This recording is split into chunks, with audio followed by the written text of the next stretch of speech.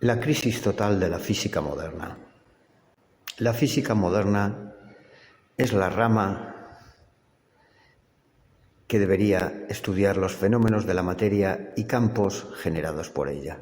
Se sustenta sobre la base de dos teorías: la mecánica cuántica, que explica el mundo de lo pequeño a escala atómica, y la teoría general de la relatividad, que explica el mundo a lo grande o macroscópico. De esta forma, la física moderna crean unas leyes que gobiernan el cómo un electrón orbita alrededor de un núcleo atómico, cuántica, y no son compatibles con las leyes que gobiernan la forma como, por ejemplo, la Luna gira alrededor de nuestro mundo. En un intento de fusionar algo que nunca ha estado separado, se han desarrollado un montón de teorías con nombres cada vez más pomposos: electrodinámica cuántica, cronodinámica cuántica, teoría de las cuerdas. La física moderna es hoy un montón de elucubraciones que empezaron con lo que se ha llamado la guerra del éter. Los hechos que se produjeron en relación a la detección de este éter primordial condicionaron toda la física que se produjo en las décadas siguientes y, por ende, todo el pensamiento científico de la modernidad. Y así, poco a poco, tras esos grandes precursores y románticos como Tesla, prototipo del físico experimental en su estado más puro, la ciencia moderna se volvió una ciencia burguesa al servicio de una visión teórica y matemática, desarrollada completamente a espaldas de la naturaleza, que escondía el profundo vacío y competitivo interior del hombre moderno.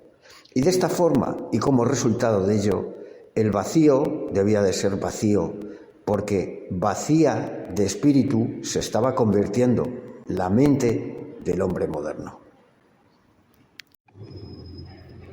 El electromagnetismo bastardizado que dio lugar a la física moderna.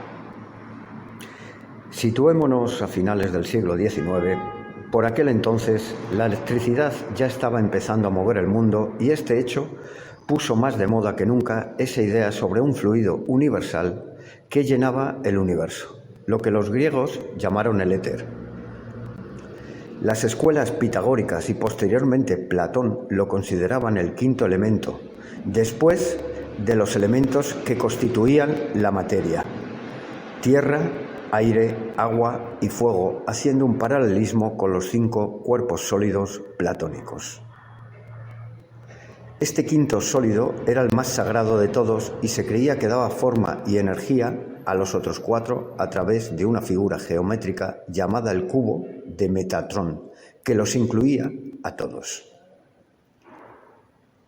En el hinduismo tántrico se cree que la manifestación de la conciencia está representada en 36 niveles o dimensiones llamadas tattvas.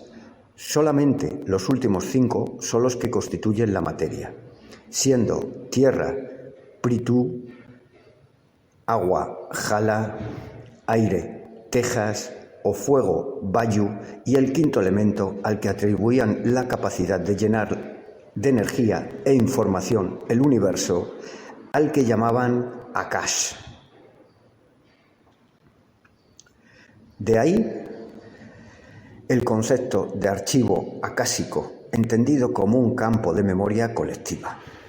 Por lo tanto, hay 32 niveles no materiales para describir la realidad por encima de los 4 últimos que describen la materia. Todas las medicinas orientales tradicionales buscan la sanación a través de la movilización de la energía etérica, conectada en el cuerpo a través de los nadis y concentrada en ciertos puntos llamados chakras. La ciencia alopática occidental asegura que la premisa es falsa, porque tal energía nunca ha sido medible. Y desde ahí empieza una serie de secuencias de mentiras que más adelante iremos tratando. Pero, ¿se puede medir dicho campo de energía vital? Sí, por supuestísimo que sí. Y no son pocos los que a lo largo de la historia lo han medido. Así que lo primero que tenemos que desmentir es que no haya pruebas de este campo etérico. Las hay. El hecho es que dichas pruebas gusten o no, eso ya es otro tema. El nacimiento del electromagnetismo. A finales del siglo XVIII, una vez que se habían determinado las propiedades físicas básicas de la materia, sólido, líquido y gaseoso, y las leyes de conservación de la misma por parte de Lavoisier, y ante el hecho de que la transmisión del calor del Sol a la Tierra ya se sabía que no podía deberse a corrientes de convección o conducción y que necesariamente necesitaban de materia para poder transmitirse. Los primeros científicos empezaron a lanzar conjeturas sobre qué tipo de medio no material podía ser el responsable de la transmisión del calor entre el Sol y la Tierra. James Clerk Maxwell había previsto la existencia de unas ondas responsables de transmitir la electricidad. Y Heinrich Rudolf Hertz, en 1888, había encontrado su naturaleza transversal y electromagnética, es decir, formada por un componente eléctrico y otro magnético, de manera que se podía concluir que el calor del Sol se transmitía por este nuevo tipo de ondas descubiertas a través del espacio. De esta forma, de la misma manera que gracias al aire el oxígeno se descubrió en 1772, se podía transmitir el sonido. Sin aire no hay sonido. A través de ondas longitudinales de presión se especuló que debía existir un éter que llenara el vacío especial y que actuaría como soporte para tales ondas. En un principio, la hipótesis más sólida, sin duda, era la etérica, y la mayoría de los primeros científicos de aquella época lo daban completamente por hecho. El éter debía de existir como necesario soporte a las ondas descubiertas por Hertz, porque si no existía tal soporte, ¿cómo podían llegar hasta aquí a través de un espacio no material? Con esta premisa se realizó en 1887 el experimento de Michelson y Morley. El experimento de Michelson-Morley y su sorprendente resultado. El experimento realizado, tal y como podemos ver en el gráfico, consistía en emitir luz sobre un cristal semiopaco que dividía la luz en dos haces que después se reflejaban de vuelta en un cristal y que, al retroceder, creaba unos patrones de interferencia. La idea que postulaba era que sería posible medir la velocidad de la luz en el sentido del giro de la Tierra, es decir, de este a oeste, cosa que no se consiguió, ni tampoco en el sentido contrario. Sin embargo, lo que se observó dejó a los científicos perplejos. La velocidad de la luz medida era siempre la misma y no dependía para nada de la velocidad relativa del medio. Esto no era comparable con las ondas mecánicas convencionales, cuyas velocidades se sumaban con respecto a un observador estático, cosa que no hacían las ondas electromagnéticas recientemente descubiertas. Era desconcertante, sin duda, y generó un problema de difícil solución para la física, ya que se comprobaba experimentalmente que estas ondas tenían unas propiedades que planteaban un problema irresoluble para la mecánica newtoniana, que finalmente Einstein solucionó con la teoría de la relatividad. Para ello, el tiempo newtoniano, que hasta ese momento se consideraba constante, es decir, que con independencia de la velocidad a que un móvil se desplazara, el tiempo discurría con la misma cadencia, pasaba a ser relativo a la velocidad del móvil con respecto a la velocidad de la luz, la cual pasaba a ser una medida absoluta. De esta forma, para un móvil que fuera a una velocidad cercana a la de la luz, el tiempo pasaría de manera más lenta, dando lugar a una paradoja que al principio costó mucho de aceptar.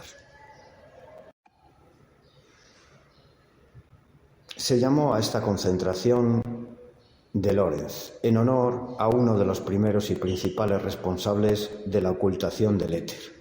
Por lo tanto, el origen de la relatividad lo debemos de situar en el electromagnetismo. Llama la atención que el propio concepto mismo de velocidad de la luz puede inducir a errores, ya que se refiere a la velocidad de propagación de cualquier onda electromagnética con independencia de su frecuencia. Es decir, las ondas de radio comúnmente llamadas hertzianas, cuya frecuencia es más baja que la de la luz, o los rayos X, cuya frecuencia es más alta, se propagan a la misma velocidad que la luz. A la vista de estos resultados, los científicos concluyeron que no existía un éter al no haber detectado un movimiento relativo con respecto a esta supuesta sustancia intangible, lo cual constituyó por sí sola una conclusión totalmente errónea y personal. Pero, ¿qué tiene que ver la velocidad de la luz que sea constante con la inexistencia de un supuesto éter? ¿De dónde salió esta conclusión? Sobre el éter, hasta este momento podemos afirmar que tiene su origen en la observación de la naturaleza, en la constitución de los 4 reinos: el mineral, el vegetal, el animal y humano, o del comportamiento de las plantas, del agua, de la luz. El problema fundamental es que tanto los partidarios como Miller, Sagnac o Marinoff y los detractores como Einstein, Morley o Lorentz en el tema de la detección del éter usaron sistemas interferométricos y se obsesionaron con la idea de construir un interferómetro que desmontara o confirmara una teoría u otra, dando lugar a una guerra absurda, ya que la base de la que se partía era una extrapolación sin mucho fundamento y sobre todo sin estar basada en el comportamiento de nuestro mundo natural.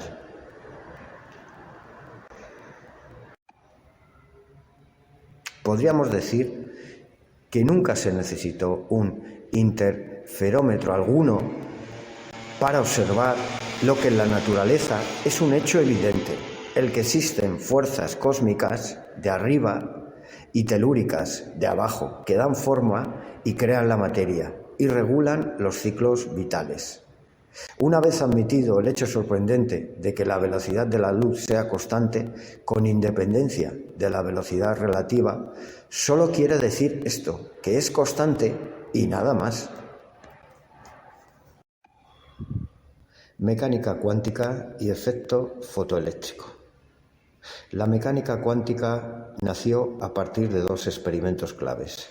Uno de ellos fue el descubrimiento del efecto fotoeléctrico, por cuya interpretación Albert Einstein fue condecorado con el Premio Nobel de Física en 1921. Al bombardear con ondas electromagnéticas o fotones una placa de un determinado material, se descubrió que se emitían electrones solamente a partir de una determinada frecuencia y que estos salían más deprisa conforme más alta era la frecuencia de la radiación con la que se irradiaba a la placa. Es decir, que por más cantidad de fotones y por tanto de energía que se emitiera, si ésta no superaba una cierta frecuencia y por tanto cierta energía individual de cada fotón, no había emisión de electrón alguno. Se daba, por tanto, con una segunda propiedad también contraria a la lógica, y es que la energía de un fotón era proporcional no a su amplitud, como ocurre con cualquier onda mecánica, sino a su frecuencia, de manera que cuanto más alta era la frecuencia, más energía tenía el fotón. Esto se podría explicar si los estados energéticos de los electrones del material estaban cuantificados, es decir, no tenían cualquier nivel de energía, sino unos muy concretos. Bueno, ¿y qué quiere decir esto? Imaginémonos que estuviéramos en un pozo de 5 metros de profundidad. Por más energía que gastásemos en dar saltos de 4,5 metros, que en este caso serían los fotones incidentes, ni una sola vez conseguiríamos escapar del mismo y toda la energía gastada sería en vano, disipando dicha energía y generando con ello calor y entropía. Aquí es importante decir que esto y solo esto es lo que pretende decir la palabra cuántica. Los estados energéticos no pueden ser cualesquiera, sino unos muy concretos. Este hecho, experimentalmente, lo vemos cuando realizamos un espectro de emisión en frecuencias de un elemento químico concreto, donde lo que observamos es solo una franja de energía, es decir, de frecuencia concreta, donde se está emitiendo toda la energía de ese elemento en particular. Es decir, la materia solo emite la totalidad de su energía en unas frecuencias concretas o cuantificadas. Este hecho conduce al principio de incertidumbre de Heisenberg. Si necesitamos conocer las propiedades de un electrón, como su posición y su velocidad, lo primero que tenemos que hacer es iluminarlo, bombardearlo con fotones, por tanto, y medir la energía de los fotones de regreso, la cual, como sabemos, será proporcional al cambio en la frecuencia de esos fotones incidentes, es decir, a la energía absorbida. Si envío fotones de alta energía y por tanto alta frecuencia, mediré con gran precisión la posición del electrón, pero no así su velocidad, ya que al tener mucha energía su impacto es mayor y la medición de su velocidad se vuelve más imprecisa, y viceversa. Es por esto que se concluyó que no se puede conocer con absoluta precisión y simultáneamente la posición y la velocidad de un electrón. Por tanto, por el mero hecho de que la materia es discreta, átomos, y que se necesita de otras partículas también discretas, fotones, para detectarla, necesariamente se deduce primero que la observación implica modificar las características del sistema y segundo que tendremos irreversiblemente una aureola de posibilidad o incertidumbre. Teniendo en cuenta que los fotones u ondas electromagnéticas no poseen masa, esto sería lo lógico, si la premisa de que la materia, electrones, partículas y energía, fotones y ondas son cosas diferentes que de alguna manera tienen que casar entre ellas, esto da lugar también al eterno problema de la física. ¿Qué está primero, las partículas o los campos asociados a ellas? En otras palabras, una vez hemos visto que los campos y ondas afectan a las partículas y recíprocamente estas afectan a aquellas generando campos electromagnéticos, ¿qué fue primero, el huevo o la gallina? Este problema que la física moderna considera irresoluble lo seguirá siendo el tiempo que haga falta hasta que los físicos se den cuenta de que no existen campos y partículas entendidas como cosas diferentes, sino que campos y partículas son en realidad una misma cosa, un vórtice.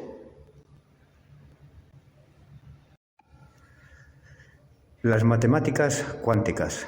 En los años que irían de 1927 al 1929, los padres de la cuántica, Schrödinger, Heisenberg y Dirac, desarrollaron 3 modelos matemáticos diferentes para describir los estados energéticos cuantificados de emisión o absorción de energía por parte de la materia. De cara a ponerse de acuerdo, físicos de todo el mundo se reunieron en Dinamarca en 1930 para consensuar una interpretación común de la que salió la interpretación de Copenhague. Para encontrar los estados energéticos cuantificados se utilizaba habitualmente la ecuación de Schrödinger. Y es importante decir que esta ecuación solo tiene solución para algunos casos muy concretos, con lo cual es imposible encontrar los niveles energéticos de moléculas mínimamente complejas. Por ejemplo, podemos encontrar solución para el átomo de hidrógeno, para el de helio y para la columna de los alcalinos como el litio o el sodio.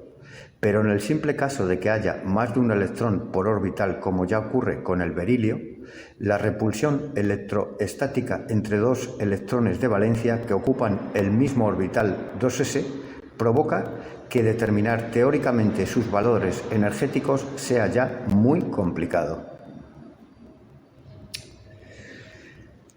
Hay que recurrir a la experimentación y el análisis espectral de frecuencias para encontrar la energía cuantificada de emisión de cada elemento.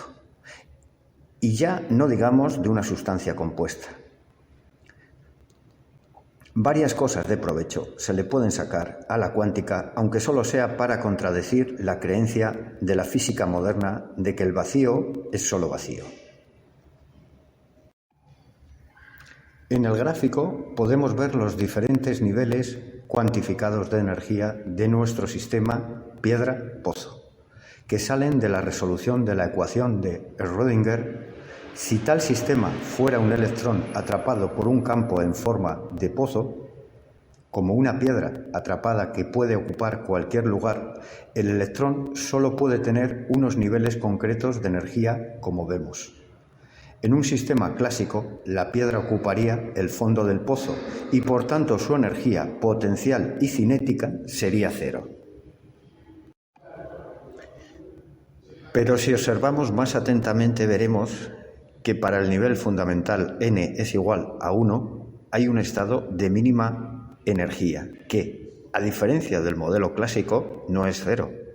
Esta energía mínima que se acopla con el vacío se denomina por este hecho energía de punto cero y dio lugar a varias paradojas más que generaron un montón de quebraderos de cabeza a los físicos a mediados de los años 40. Primero, es importante notar que esta energía mínima se encuentra en cualquier sistema cuántico. Pase lo que pase al intentar resolver la ecuación de Schrödinger, el primer nivel posee una energía que siempre es diferente de cero. Y por encima de todo hay uno que destaca especialmente, ya que es muy usado en la física moderna. Y es el sistema cuántico que describe el comportamiento de un muelle u oscilador armónico. Definimos temperatura a partir del modelo cinético molecular que dice que la temperatura es proporcional al choque entre átomos. Mayor choque implica mayor temperatura. Este choque es mayormente elástico, es decir, dos muelles intercambiando energía cinética sin perder energía total. Por tanto, de manera que la aproximación del oscilador es ampliamente usada en física, ya que son múltiples las situaciones donde resulta muy útil y necesario. Por ejemplo, la luz que incide sobre la materia sólida hace que ésta vibre como un muelle y difracte la misma, de manera que podemos usar en primera aproximación el oscilador armónico cuántico para definir la estructura cristalina de la materia y cómo ésta, al vibrar, difunde o absorbe la luz en función de su frecuencia. Conforme la temperatura va subiendo, los estados cuánticos de la materia van excitándose y abandonando el estado fundamental.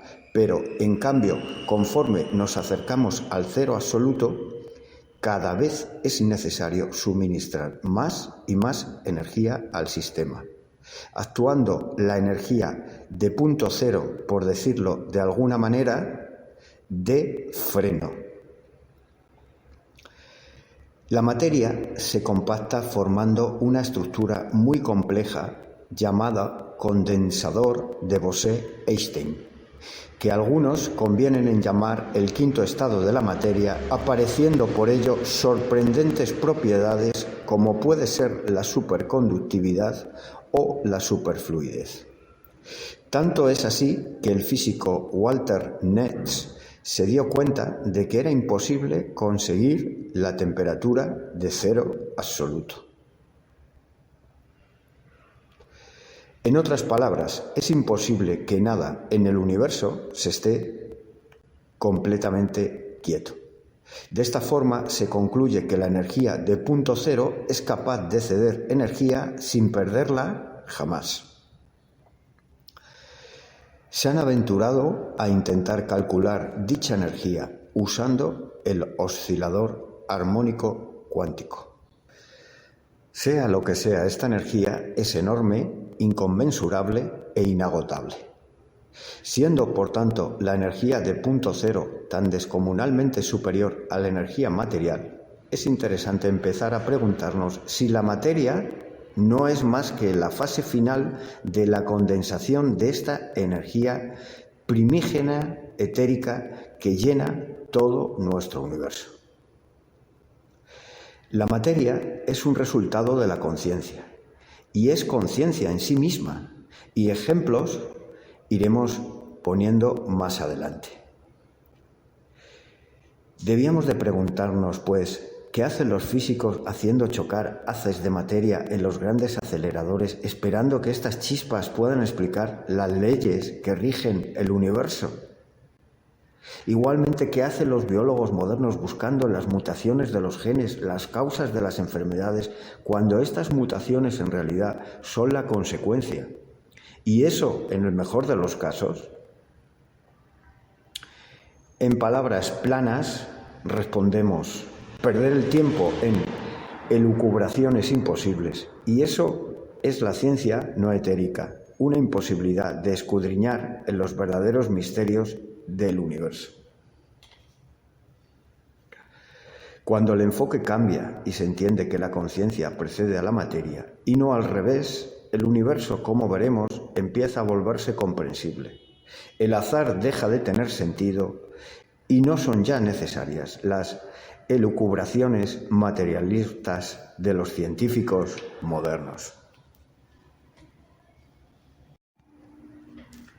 James Clerk Maxwell fue el primero en dar un tratamiento matemático unificado a la electricidad y el magnetismo, que había surgido décadas antes con los descubrimientos de Faraday, de Ampere y de Ohm.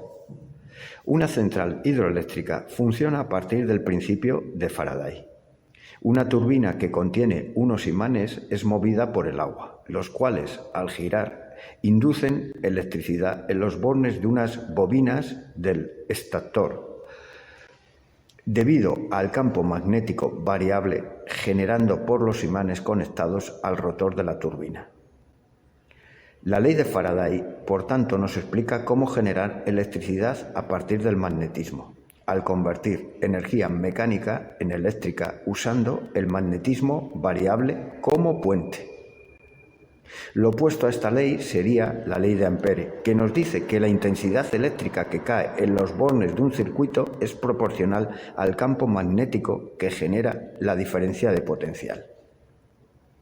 Por tanto, la ley de Ampere nos dice que la electricidad puede generar magnetismo y la de Faraday a la inversa. Finalmente, la ley de Ohm muestra que la relación entre voltaje, electricidad, y amperaje, magnetismo, es proporcional a una resistencia o impedancia. Todas estas leyes son correctas y verificables en sistemas estables y en equilibrio termodinámico. Pero la inclusión de la energía etérica los hace entrar en unos marcos mucho más amplios, lo que sutilmente fueron barridos y borrados de los libros. Todos estos hechos indicados nos hacen pensar que de alguna forma la energía eléctrica y magnética debería de poder unificarse en una sola, la energía electromagnética. El problema es demasiado complejo si se pretende hacer a través de un tratamiento matemático y mucho más aún si para hacerlo se usa cálculo diferencial e integral, como ocurre en las ecuaciones de Maxwell. 4 ecuaciones que supuestamente describen el comportamiento de las leyes de Ohm, de Faraday y de Ampere. Lo primero que conviene notar es que la primera versión de ecuaciones, publicada en 1873, contenía nada menos que 20 ecuaciones y 20 incógnitas. Este hecho provocó que esta primera versión no tuviera prácticamente ningún impacto, por la simple razón de que nadie entendía una palabra de lo que allí se decía. Maxwell fue presionado para que simplificara los cálculos pasando a usar cuaterniones, que son vectores de 4 dimensiones, que luego, décadas después, se convertirían en la base de la relatividad y la electrodinámica, a los que llamaron cuadrivectores.